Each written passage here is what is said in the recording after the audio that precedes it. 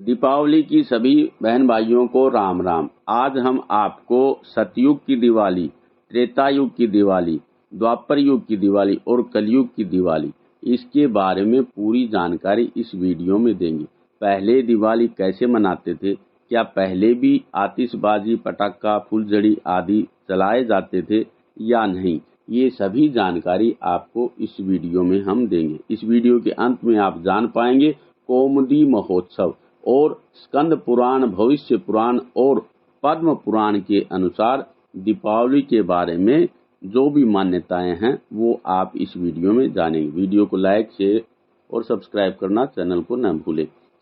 सतयुग में दीपावली मनाने की परंपरा एक कथा है। स्कंद पुराण के अनुसार जब राजा बलि से भगवान विष्णु ने वामन रूप धारण करके 3 दिनों में 3 कदम भूमि नाप ली थी, यानी ब्रह्मांड नाप लिया था, तब राजा बलि ने विष्णु भगवान से प्रार्थना की, हे प्रभु, आपने ये 3 दिनों में 3 कदम भूमि में मेरा सब कुछ ले लिया, आप मेरे को एक वरदान दें कि मैं सिर्फ इन 3 दिनों यानी धनतेरस, चतुर्दशी और अमावस्या, इन 3 दिनों में पृथ्वी पे मैं राज करूं और जो भी व्यक्ति दीप दान करे इस समय उसके घर में आपकी धर्मपत्नी लक्ष्मी स्थिर भाव से निवास करे। तब भगवान ने ऐसा ही वरदान राजा बलि को दिया था और तब से दीपावली मनाने की परंपरा चली आ रही है, दीप दान करने की परंपरा चली आ रही। एक कथा तो ये है। दूसरी कथा आप जानते ही हैं कि देवताओं और राक्षसों का विवाद हुआ, समुद्र मंथन हुआ और इसी कार्तिक के महीने में ही समुद्र मंथन से 14 रत्न प्राप्त हुए। जैसे पहले वीडियो में भी हमने आपको बताया है, वो सारी जानकारी आप देख लेना। और धन त्रयोदशी से लेकर के अमावस्या तक, यानी कि भगवान धन्वंतरी की प्राकट्य हुआ और फिर भगवती राजराजेश्वरी धन की अधिष्ठात्री देवी लक्ष्मी का प्रादुर्भाव कार्तिक अमावस्या को ही हुआ और उनके प्राकट्यकरण की खुशी में सभी ने दीप दान किया, दीप प्रज्वलन किया, खुशियां मनाई। तो तब से भी एक कथा ये भी है दीपावली मनाने की। त्रेता युग की अगर हम बात करते हैं तो रामायण से जुड़ी ही कथा आप जानते हैं। भगवान श्री राम जब 14 वर्ष के वनवास के बाद और लंका के राजा रावण को परास्त करके अयोध्या लौटे, तो उस खुशी में अयोध्या वासियों ने घी के दिए जलाए और दीपावली का पर्व मनाया। एक परंपरा द्वापर युग की भी आपको बताते हैं।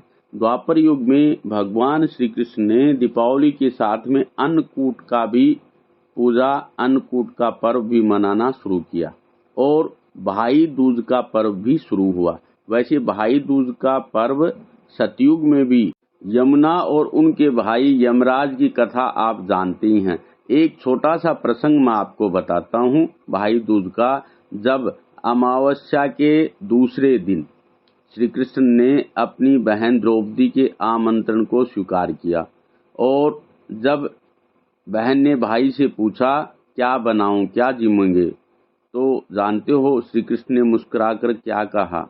उन्होंने बहन से कहा कि बहन, अन्नकूट में ढेरों पकवान खाकर आया हूँ, पेट भारी हो चला है, इसलिए आज तो मैं खाऊंगा केवल खिचड़ी। क्यों? अब आइए जानते हैं कौमुदी महोत्सव। कु शब्द का अर्थ है पृथ्वी का वाचक है कु, और मुदी का अर्थ होता प्रसन्नता, खुशी। इसलिए पृथ्वी पर सबको हर्ष देने के कारण इसका नाम कौमुदी महोत्सव पड़ा। वर्ष भर में एक दिन बलि का, ये राजा बलि का उत्सव होता था और राज्य में रोग, शत्रु, महामारी, दुर्भिक्ष आदि का भय न रहे और सुभिक्ष, आरोग्य और संपत्ति की वृद्धि हो, इसलिए कौमुदी महोत्सव किया जाता था, कौमुदी महोत्सव मनाया जाता था। उसे वर्ष भर उसी भाव की प्राप्ति होती थी जिस भाव में व्यक्ति इस दिन रहता था। यानी दीपावली पे खुशी के मिलना जुलना, भाईचारा, हंसी खुशी इसलिए रहा जाता है ताकि वर्ष पर्यंत प्रसन्नता, खुशी बनी रहे। ये कौमुदी महोत्सव यानी दीपावली महोत्सव वैष्णवी भी है, दानवी भी है पैतृकी भी है। दीपमाला के दिन जो व्यक्ति राजा बलि की पूजा अर्चना और वंदना करता है और दीप प्रज्वलन करता है, वो वर्ष भर आनंद पूर्वक सुख पूर्वक व्यतीत करता है। आइए अब जानते हैं सतयुग में, द्वापर में, त्रेता में और दीपावली पे आतिशबाजी और पटाखे फुलझड़ी आदि छुटाते थे क्या। ये स्कंद पुराण के श्लोक हैं। इनका अंतिम श्लोक देखो, दीपदानम ततः कुर्यात् प्रदोषे च ततोन्मुखम ब्राह्मेत स्वस्य शीर्षे सर्वारिष्ट निवारणम, यानी अपना सभी अरिष्ट निवारण के लिए सबसे पहले दीपदान करें और एक उल्कामुख यानी फुलझड़ी नुमा कोई चीज जलाएं और अपने सिर के ऊपर से घुमाएं, तो तभी तो फुलझड़ी घुमाने का ये प्रकरण है। दूसरा,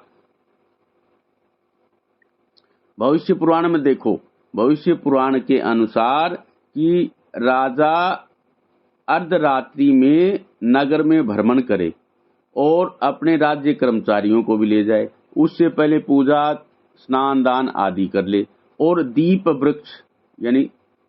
वृक्ष यानी आतिशबाजी को, जिसको आज पटाखा फुलझड़ी या अनार कहते हैं, दीप वृक्ष, उसको देखे, प्रकाश को देखे और कल्पना करे कि हाँ, मेरे राज्य में सभी जगह प्रकाश है, अर्थात राजा बलि मुझ पर आज प्रसन्न है। शहर की आतिशबाजी को देख करके राजा को समझ लेना चाहिए। ये इसमें लिखा हुआ अंतिम श्लोक देखिए आप, लक्ष्मी संपूज्यताम लोका उल्का विष्टवेष्टिताम, यानी लक्ष्मी जी की पूजा करके नगर भ्रमण करे राजा और उल्का विष्टवेष्टिताम, उल्का यही है पटाखा फुलझड़ी आदि, उनको देखे। प्रकाशिताग्रा पार्थेन, यानी ये प्रकाशित है, मेरा पूरा राज्य मेरा देश प्रकाशित है, ये सब देखना चाहिए। अब पद्म पुराण के अनुसार आपको बताते हैं। देखिए पद्म पुराण के श्लोक ये जो सामने ही है, पूरे पढ़ेंगे तो वीडियो लंबा हो जाएगा। इसमें आप पद्म पुराण में ये देखो कि तम ज्योतिषी रविश्चंद्रो विद्युत सौवर्ण तारका सर्वेशम ज्योतिषाम ज्योतिर्दीप ज्योति स्थितो तुया, यानी कि हे ज्योति रूप, आप ही रवि हो, आप ही चंद्र हो, आप ही अग्नि हो और आप ही सौवर्ण तारका यानी सोने के तारे भी आप हो। या लक्ष्मी दिवसे पुण्य दीपावल्याम भूतले, जो लक्ष्मी दीपावली के अवसर भूतल में आ जाती है। गवाम गोष्ठी कार्तिक्याम सा लक्ष्मी वरदा भव, और वो लक्ष्मी सबके लिए वरदान देने वाली।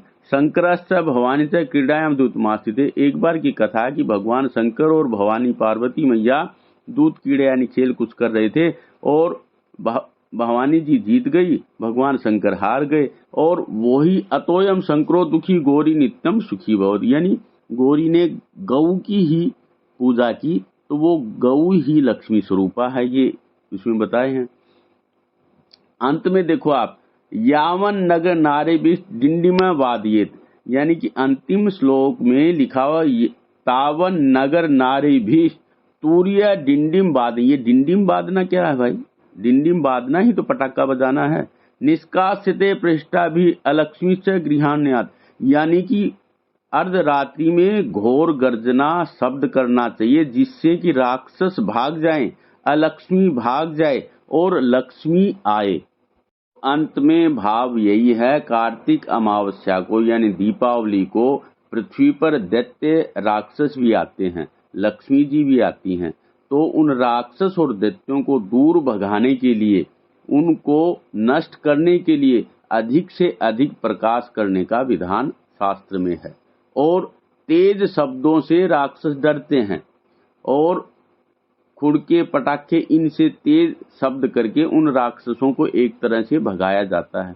निर्णय सिंधु में भी शक्ति पूर्वक दीप वृक्ष, यानी शक्ति पूर्वक दीप वृक्ष, यानी वही जिसको अनार बोलते हैं या इस तरह की, और तेज डिंडिम घोष का मतलब तेज पटाखा, ये दारिद्र्य भगाने का वर्णन लिखा हुआ है निर्णय सिंधु में भी।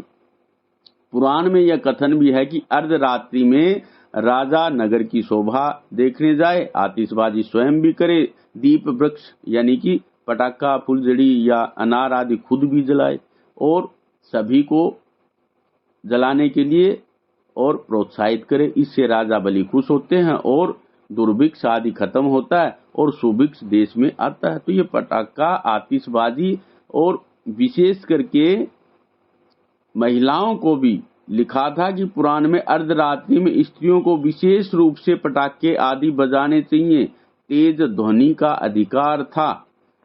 और आज के युग में अगर पटाखों के ऊपर किसी कारण से प्रतिबंध लगा है तो ये तो आज की सरकार जाने, आज के लोग जाने, बाकी पहले।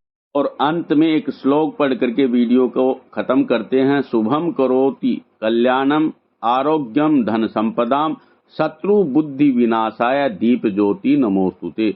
आपके लिए ये आरोग्यदायक हो, धन संपदादायक हो, दीप प्रज्वलन और शत्रु की बुद्धि विनाश कारक हो आपकी ये दीपावली पूजन। और दीपक की रोशनी, पटाखों की आवाज के साथ में खूब खुशी खुशी इस त्योहार को मनाइए। और कह दो अंधेरों से कहीं और घर बना लेना, मेरे देश में रोशनी का, पटाखों का सैलाब आया है। दीपावली की बहुत बहुत शुभकामना, बधाई। हाँ, पटाखा, फुलझड़ी आदि दो भी बजाएं और स्वास्थ्य को ध्यान में रखते हुए, बच्चे आदि स्वास्थ्य को ध्यान में रखते हुए और सरकार के, गवर्नमेंट के जो दिशा निर्देश हैं उन सब का पालन करते हुए खूब खुशियों के साथ में दीपावली मनाए। पहले भी पटाखे आतिशबाजी करने का विधान था, आज भी कीजिए। धन्यवाद। दीपावली की आपको पुनः बहुत बहुत शुभकामना और राम राम।